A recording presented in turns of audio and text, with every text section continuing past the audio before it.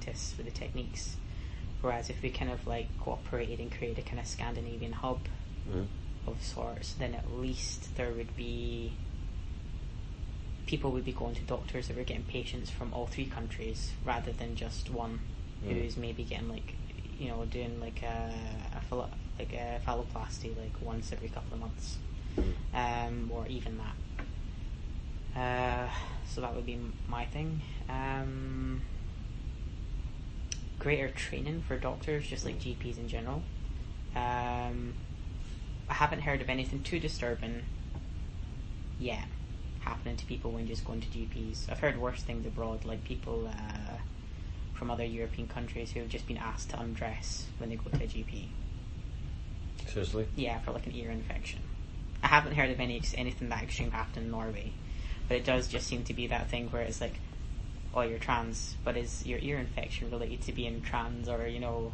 Yeah, people get really weird stuff like this, that it's like, oh, well, I guess trans is like a medical diagnosis, so, and it's kind of like mental health, so maybe like you're just imagining that like something is like as bad as it is because of like your head's already messed up kind of like thing. You get these kind of like, this kind of like crap, and it's just like, that's not what it is. Like, somebody's still going to have a cold just because they're trans, and you don't need to look at their genitals, but I haven't heard of anything super extreme happening here, at least. Cross fingers at the same time. Maybe there's been somebody who lives far off, like in somewhere in Norway, who's been too ashamed to come forward and say that they've gone through something like that as well.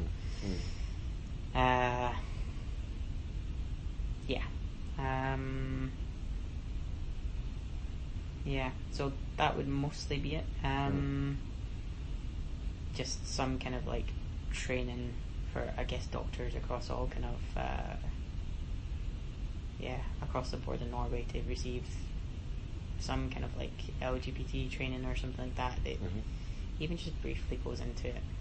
Like, I don't think we can ask for like a full day, like accredited course or something like that on just what gender identity is. But even if you just have like a better kind of like LGBT behandling, because that seems to be something that's a problem for, like in Norway, in areas outside Oslo anyway. I've had friends who are just like gay guys, for example, come in with something wrong, and the doctor being like, well, better give you an HIV test. Yeah. Because, you know, gay men and AIDS, and it's just sort of like, oh, we're actually in 2018 and this is still happening.